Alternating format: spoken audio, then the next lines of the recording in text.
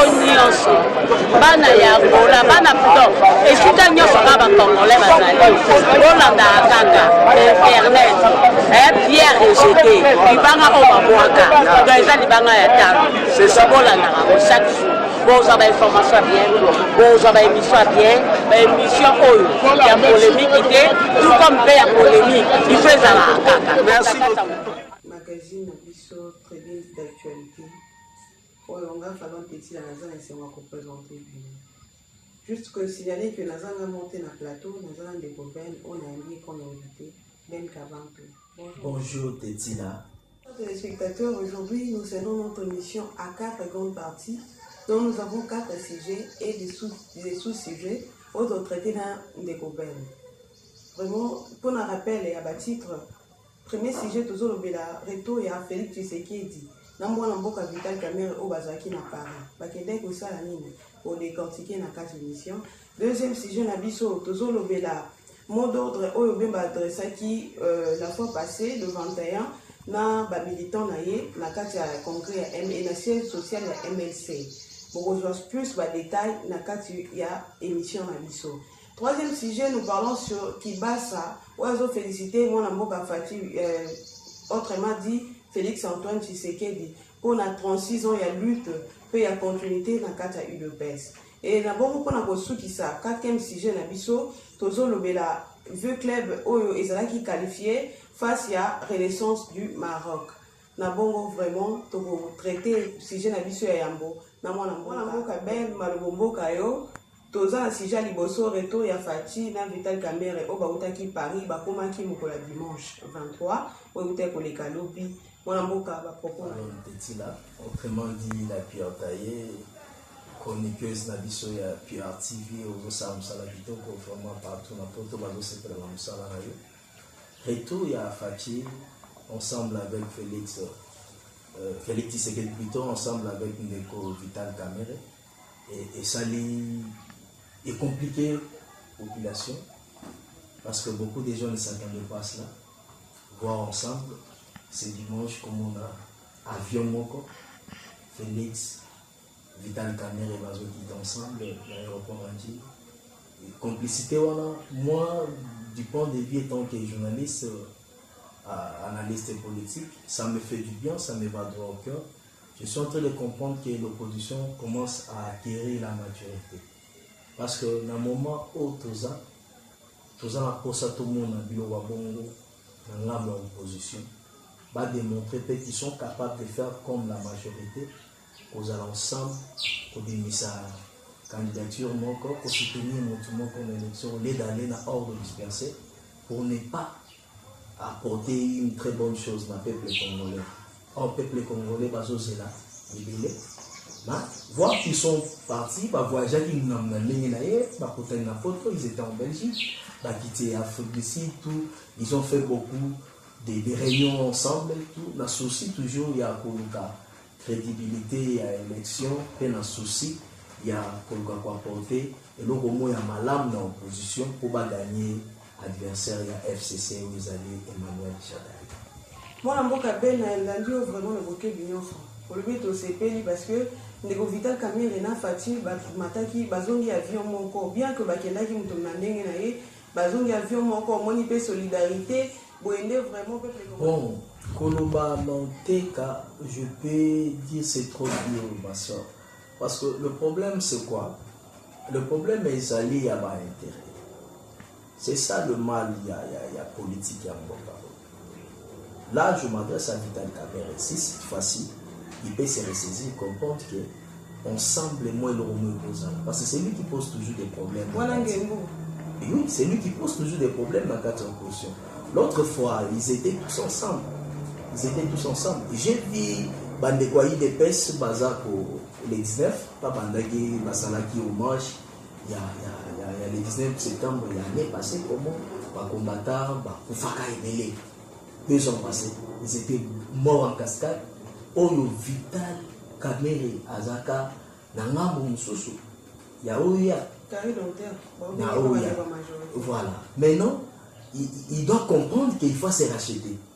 Parce que Biloko Amesali qui a des trucs derrière politique, les gens ont du mal à croire en lui. va taxer de tous les noms. Vous voyez? Donc, s'il peut se ressaisir cette fois-ci, comprendre que ensemble dans l'opposition, on peut faire une bonne chose. Maintenant, quand on a la majorité, Vital Kamere, Alandara peut Bruno Chiba, la Poba Kabola Gâteau, na prémature, mais si maraté. Bon, moi, je dis que Moutabon a donné le quoi danger, mon bonacate opposition. Il y a un écart, mais un sort aux information, il y a opposition, on m'appelle la majorité. Faut toquer Bappé. Bon, dire que Alanda Chiba, là, ce sont de rumeurs, ce sont des fausses informations. Moi, je suis journaliste de profession. Je ne crois pas ça. C'est une fausse information. Moi, je sais que à Kendara, Oya Poba Pesa est primature et il a été dribblé. Il y a driblara, dribla qui est payé pas à mon amboka de Raïs, à Tchaka Batiba, la place taillée. Tout le monde s'attendait, il avait déjà préparé tout. Parce qu'il était le chef de file de l'opposition. Dans la négociation, il y a Oya. Il a été dribblé par Kabila. Et il doit comprendre que régime, il y a Joseph Kabila, pour échouer, il faut opposition et ça ensemble. Nous sommes des journalistes, nous sommes en train de faire notre travail. L'opposition congolaise, ça va se mettre ensemble. Bazuma intérêt na bango bati pembeni, bako renverser le régime. Et à condition aussi ce qui est élection accrédite. Vraiment, merci mon amour Ben pour la première séjour qui décortiquer qui touche vraiment. Opposition se mettre en place, on les acquis malobanaye pour renverser le régime en place. Biso dozara wana pour nous tala, moussa les autres salama, ya malamu tobeta mabo, ya mabepe no kama mnorote ton lobelango kaka. En tout cas, mon amour Ben, et c'est mon souci aux allons à plateau vraiment. Wana zo mon amour Jonathan tout à la carte réalisation Montréal, moi je l'appelle. Nakas ya Moussala na yepe orientation na ye de la pierre tayaza wazalilo vraiment et tout botika bogote to le deuxième sujet na biso oza mot d'ordre ya mona mboka Jean-Pierre Bemba face à ba militant na ye pe ba opposition nyonso ndeko Ben étant analyste politique ozo analyser en ndenge nini makambo ute ko le 21 na kati ya siège social ya MLC oza na enseignement mona mboka Jean-Pierre Bemba aloba ki pe na ba opposition nyonso pe na ba militant na ye analyse na yo par rapport ya bon ouais je étais vraiment satisfait na comprendre que Mbemba se ressaisir. Pourquoi je dis Mbemba se ressaisir? Parce que moi na mboka Mbemba na mona ki ayaki na moins vitesse. Ce n'est pas le moment que l'opposition a sa la guerre entre eux. Ce n'est pas le moment.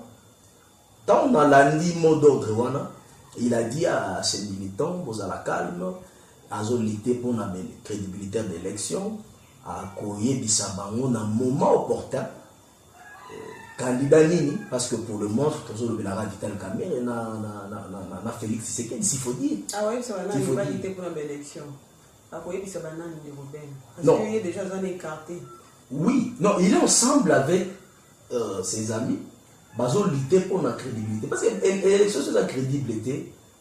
Chada là, vous avez la l'analyse ou bien dans la carte opposition. Je ne suis pas dans l'opposition. C'est comme si tu es dans l'opposition des Robert. Non, écoute, maman, je fais mon travail. Un jour, c'est un médiateur, je suis au milieu.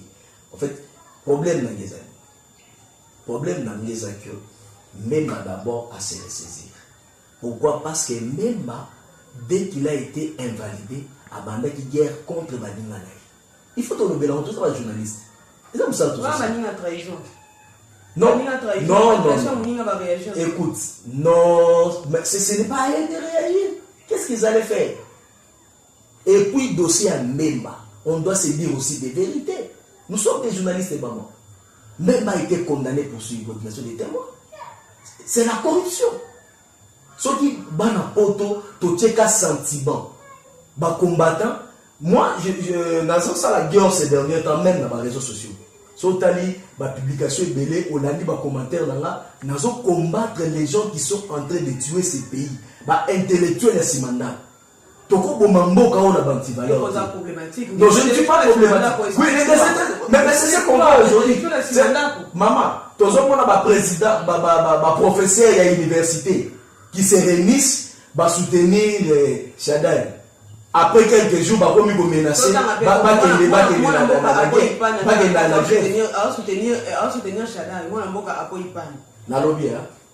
quand vous vous réunissez, vous les professeurs des universités, vous soutenez le candidature à Chadaï, régime en place. Après, vous commencez à souboter une grève. Est-ce que vous jouez avec ces pays? Problème là, maman, moi je suis journaliste, je suis intellectuel. Tous autres télé la bantivalère au tout ce monde. Problème dans les que même a été invalidé. Et moi je dis c'est juste. Parce que si bon, mais c'est payant la condamner. Et ça c'est bon. Il a fait la corruption. Et ça saute aux yeux. C'est le côté là. Elle a expliqué que la subordination ne pas la corruption. Qui te dit ça? Maintenant c'est quoi la subordination des témoins? C'est le fait de donner l'argent aux gens pour témoigner mensonge. Parce que on peut se faire une corruption. Non, ce n'est pas ça, ma soeur. C'est clair. En fait, tous on a un débat. Tous on a un débat. De côté de là, problème dans les années. Bandeko bozo na biso. Même a été invalidé. Oui. Et c'est le problème. Mais le problème dans les années, pourquoi bandaki guerre contre Baningo Batigale? Oh, ce qu'il a fait aujourd'hui, Yaoundé Fanake, dès qu'il a été invalidé, parce que Baninga Nyoso, dans le parole, il y a compatissant. J'ai vu Vital Kamere dire ça. Naïna yo to salaki na IDPS. Tolanda matinée politique, Félix Tshisekedi a dit ça que il compatit ensemble. Non, nous étions avec toi. Maman, il va me ça tous ça. Tous ça bien sûr, il faut éclaircir la diaspora ba ba makambo. Moi il était trop sympa jusqu'à ce que maman Bazaï ba pas tenaka na conférence ya oyebuté koleka na Congo oyebuté koleka na MLC. Elle avait parlé mais bande ko opposition ya bangambo mususu ba banda déjà ko critiquer de Jean-Pierre Bemba. Et quel beurre que Jean-Pierre Bemba a créé? Expliquez-moi. Parce qu'il a dit que l'opposition est en train de choisir ses adversaires. Denis Sessang aussi a tenu ses propos.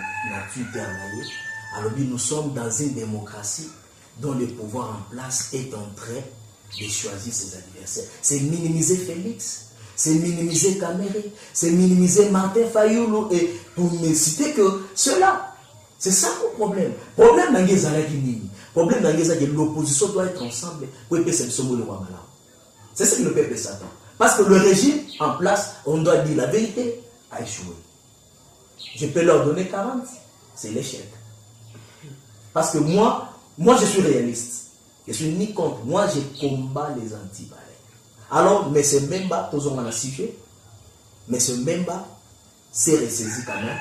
Il a compris que je dois être ensemble avec mes frères. Je lui ai vu ensemble. Na Poto, na Félix. Na Moni ensemble, na Moïse. Je lui ai vu ensemble avec notre frère Yapalou, les ministres honoraires musique. Je lui ai vu ensemble avec Vital Kamere. Alors, ça va. Et il a donné le mot d'ordre de la partie naïque. Ils ont accepté. Nengazaki invalidé. Et maintenant, il faut combattre ensemble dans l'opposition, dans l'ensemble, pour avoir une élection à Malam. Et des deux, comme il s'agit des intérêts, parce que les politiciens, tu dois savoir ça. Parce que c'est déjà des problèmes avec l'intérêt. Alors, comme il s'agit des intérêts, il y a ici parti dans les patienter, entre Baobatikali, parce qu'il y a l'UDPS, et allié, il y a Kamé, UNC allié, pour ne citer que les deux là, pour on est ensemble là, Bisika a bon intérêt solo bien, l'alliance Kitoko, salon qui va annoncer la partie naïe, nani candidat là-bas. Vraiment, je l'entends tout à l'heure, vraiment, naïveté, il y a un carboé, tout ce qu'on va continuer. Il y a un bisama, il y a un coucou, il faut bimana pour ça, parce que TV Zaranamo, radio, télévision, tout le monde a cas. Vraiment, mon coordonnateur Ben Kabanto, que je salue à passant, c'est lui mon invité aussi d'aujourd'hui.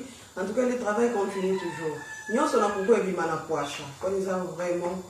Le slogan on a toujours masolon europé ndeko ben natuna on va gender ko solo la kuna na Paris on va kutana ki bango nyonso ba eba gros poisson et opposition to benga ka kona cité kaka ndeko Fachi Jean-Pierre Bemba Gombo et ndeko Muzitu pona osuka ka wana tutanga ka bango Et ma solo en pensa si lelo ils ont décortiqué des peuples comme là et belo côté au ka bakende ko solo là bakenda ki na mboka boye bakiteli boye ba solo rappel na banani parce que créer panique moi na mboka na mère minde à l'écart na télévision pour na kolobela et bongo so ka opposition ça m'a des comme que même de Rolanda gete même de servir on je vis na yo to Rolanda rote parce que quelqu'un qui est capable il a besoin couleur noire à commission PME. Est-ce que Toko s'appuie? Il ne faut pas suivre Minde. Comment? Il ne faut pas suivre Minde. C'est un vieux, je le respecte beaucoup, et si je suis Toko l'a Minde. Opposition sur qui se réunir, c'est une bonne chose. Et bon, autant on va se réunir dans l'Asie, qui est dit. Donc, ce qu'on va se réunir, les problèmes, opposition pour se réunir, il y a un problème. Balibate Kamboka. Babi Balibate Kamboka. Kolanda ngotiza malaria. Na Congo malaria est partout, même dans ndako bakonzi. Comme tu as la malaria na etika na malaria na ke noti na soka. Problème c'est ça que Afrique du Sud déjà ils ont soutenu parti ya Mandela, ils ont soutenu opposition. Il y a un vertige et continue ngambo ya régime en place. Ils savent que ce qui élection madame ça n'est pas OK. Il y a un vertige sur ça. Mais en fait, dû les dictums, il y a une réunion opposition, c'est très difficile parce qu'ils n'ont pas dévoilé leur secret. Pas promettre du saut. Dans quelques jours, on dévoiler. Tout y éviter parce que le meeting est le 29. Vous avez annoncé, vous avez informé, que le 29, toujours c'est la meeting, il y a opposition. Togo Salawana, Togo l'accepte parce que c'est votre site. Ils ont Sala Obino Botinda Biso. Maman Jackie et non des progrès, la patronne dans Londres, le grand juriste Jonathan Elongo. Ils ont Sala Obambatini Biso, tout ça, il a parlé de ce mari. Rebecca Elongo, prophète Elongo, ils ont Sala. Le 29, nous serons là. Nous serons là, maman Jackie, nous avons la métisse en France. Pour nous jouer la bango, image, il y a opposition, meeting opposition, peut-être. Na kati ya meeting wana de bako dévoiler biso na nyango oyo peuple congolais il faut soutenir, c'est-à-dire candidat comme là. Vraiment biso tozara toute tendance politique to konara na biso te na kati ya PRTV mais bane diaspora na zolo belo ko moko to yamba kaka bayi opposition te tozara pe kana ngambo opposition te mais nalobaki nyonso na koko ebima na poasa po kasi ko poasa parce que mandeko majorité balingaka télévision balingaka internet te baobi ke mingi bayi diaspora bafingaka bango yango po moni élection na bino enrôlement na bino bandeko diaspora ezalaki te po biso tokotika te koloba parce que vérité eza monduki te solo kotika la solo bible ezoloba ngo siko biso tolanda te mpona ngo tolobaka solo so tobengi bango baya pe lokwa baye opposition balekaka wana je salue à passant maître Daniel Mbao bomonaka bango bamama F bazali mon général Augustin Kabouya mes respect mon général bango baboyaka te balekaka pe mpona kotalisa nyonso oyo ezoleka na kati ya baparti pe masolo ya opposition soki ezokende ndenge nini botenir biso rigueur te ya kolobaka ete toza bato opposition tozaka na ngambo moko biso tozana ba journaliste baza église au milieu du village na ça na chronique musicale te pour na présenter émission en musique c'est ce que je fais c'est ma profession je suis journaliste et je fais le journalisme politique intérieur c'est ça je suis là pour décortiquer je suis à l'intérieur je suis pas à l'extérieur faut na décortiquer makambo ezoleka na mboka na ngai en tout cas bayi majorité biso pe tolinga bino mingi boyaka pe bopesa ba projet na bino bolobaka pe po bayi diaspora bayokaka bana mboka nyonso baza partout dans le monde entier bayokaka totenaka vraiment rigueur te to boyaka te oyo bozolanda émission oyo bokotaka na site na biso PRTV ou soit la pierre rejetée bolandaka kaka l'émission soki boza na posa ba suggestion boza na posa koleka en tout cas vraiment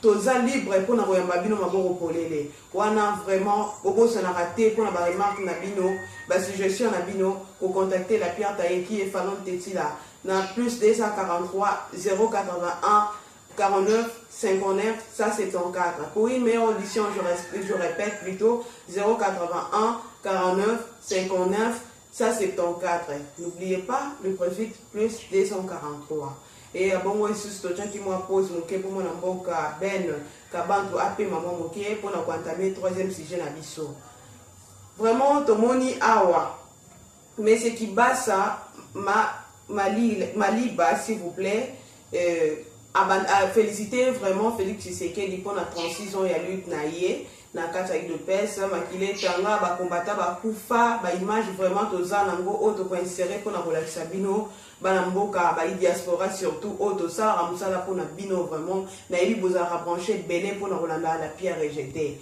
vraiment moi na mboka ben ba analyse na yo par rapport à moi na mboka je rectifie une chose qui passe à Maliba paye à son âme les diamants. C'est son fils maintenant qui dirige l'UDPS qui passe ça. Moi je dis, ils n'ont pas assez de poids politique. C'est seulement une façon, il y a un local qu'on a moins sika, clair. Parce que je lui ai suivi, il impose à tout le monde de soutenir Félix. Parce que l'UDPS c'est ça, les 36 ans. Ce n'est pas mauvais, je ne suis pas contre. Mais s'il faut que tout le monde va soutenir Félix, ce n'est pas pour le 36 ans. Mais les gens, ceux qui vont se mettre d'accord, selon les programmes communs, il y a opposition pour Namokama Mboka, et vous avez une très bonne chose. Mais lui, il a sauté, il a été le premier, il a soutenir Félix, parce que souci n'a écouté depuis longtemps, depuis même le congrès, les gars qui ont voté qui Félix, le candidat na Bango. Et ça pour unifier l'UDPS. C'est leur problème, ça n'engage que lui. Mais moi je dis, il ne peut pas. Oui, il n'a pas le droit d'imposer tout le monde. Voter Félix, il va accepter candidature. Félix, c'est quoi candidat commun pour la transition? Il a imposé. Non, mais il demande à tout le monde mais il n'y a pas une imposition vraiment, monsieur Daniel. Non, sa façon de dire, il impose. Sa façon de dire, il impose, ma soeur. Sa façon de dire, je lui ai suivi dans la nage, on a autant de combo, il y a chaîne, on a pour tout ça, na PR TV. Dans la nage, sa façon de dire, c'est comme s'il veut que tout le monde, il impose tout le monde. Moi, je dis, c'est non, c'est un faux débat. Il faut opposition bakola. Tu assistes pour il fallait appeler sa point de vie naïe, appeler sa raison naïe. 36 ans, il y a eu des baisses, est égal à 36 ans à Bango, ça n'engage que. Mais le problème est que l'opposition va se mettre ensemble. Mon problème est ça que, mais c'est Kibasa, les fils, l'it naïe, pensée naïe, ça n'engage que lui-même. Profil, il y a opposition et où tu as un projet et une société commun, un projet commun pour diriger le pays. C'est-à-dire l'intelligence de Mbemba, l'intelligence de Moïse, Katumbi, l'intelligence de Vital Kamerhe, Martin Fayoul, l'intelligence de le premier ministre honoraire. C'est un homme très intelligent, Adolphe Mozito, va mettre ensemble projet à société où on a. Basangisiango babimisango no moko soki balobi que c'est Félix na mérita mema yango peuple congolais oyo balembi régime en place ba soutenir yango la éviter soki tete nous comprendre réflexion nanga très bien moi mon problème c'est ça mais le problème là c'est oyeka mbala mo je vais nini papa je vais nous sommes dans les analyses la réflexion. Tu ne viens pas imposer, on réfléchit, on analyse, et tu poni mutumoko, tu booster, et c'est fini. Vraiment, peuple congolais, c'est à l'ennemi. En regardant les images, il y a Neko Peter Tiani, que je salue, c'est un vrai journaliste vraiment qui fait bien son travail. Et de ce qui s'est passé vers les années 2016 comme ça, et puis ça qui Mawa Makas. Mawa, peuple congolais, pour finir, tout le bien régime en place. En plus, le peuple a continué toujours pour souffrir. Et aujourd'hui, nous avons un candidat, il y a FCC, qui est Chadar et Emmanuel. Nous n'avons pas jugé parce qu'ils n'ont fait que notre travail. Le peuple a voté, il n'est pas aidé. Et sans plus tarder, passons à la tout dernier sujet de l'émission de tribune d'actualité à Mogolalilo. Nous avons la qualification V-Club. Là, moi, un beau cabane. Merci là, comme nous sommes déjà à la fin. V-Club, la SV Club a été qualifié. Nathalie Machangolobi, il faut pas vomir ça. Dis-moi, je félicite la SV Club.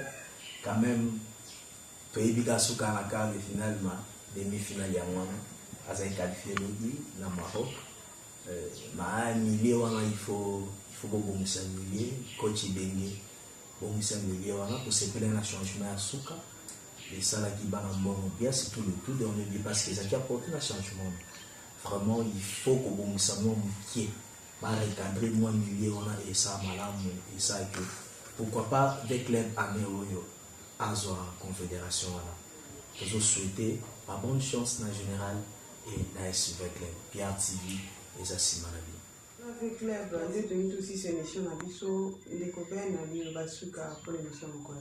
Ouais, la Pessika merci na patna Bisso nyonso balanda Bisso partout vous en la photo maman Jackie et long des progrès la patronne la PCO merci la PC merci mon juriste Jonathan Elongo merci la Yopuna à Londres place aux prophètes Elongo Rebecca Elongo à Londres.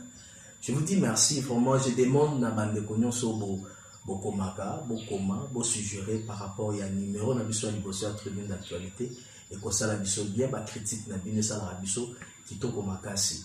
Nous ne sommes pas contre les gens mais nous sommes en train de combattre pour la valeur moko na RDC par rapport à Moussala na Bisso au Tozo Sala. Ce que mon a dit ma bien à Otolbaki, comment, et ça Bisso qui toko comment, moi je n'ai pas grand chose encore à ajouter. Maman Jacqueline Zongola médecine. Vraiment, Bandeko Balandi, parce que souvent vous avez toujours branché. La grâce n'a bien de nombre de vues peso matin vraiment tout le monde a cas émission non c'est pour ça que ça a suivi n'a pas demeuré en gratitude vraiment la reprise ça bien merci ban à potonnion so au la salon petit là vraiment si vous êtes sur Facebook en ligne et ou soit si vous êtes connecté tapez Falcon Teti là vous me trouverez vos suggestions tout vos remarques naza moto vraiment c'est pour ça que les remarques tête au bon samsala ndenge. Vraiment, on a fait ça sous merci mingi na Montréal. On a bien gagné sur mon réalisateur. Donc lui, c'est Montréal. Toba Taran a poussé. Jonathan Lututa, là, vraiment, je me rends bien. C'est lui vraiment qui nous fait. Il y a bien des films. Rapport comme on a vu sous boye. Na banda qu'on a vu l'auto comme on a vu le bisika na sobozali. Ndé na mokola lelo. Tout ce qui ici émission. Il y a tribune d'actualité na biso. Potika la malam. Merci.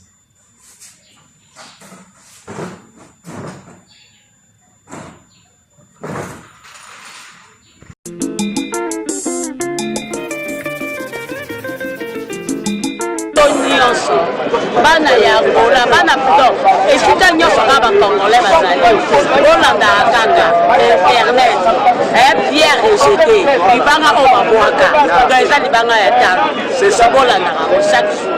Vous avez information bien, vous avez émission bien, émission il y a polémique, tout comme il y a polémique, il fait ça là. Merci beaucoup. Merci. La photo, la pierre jetée en haut.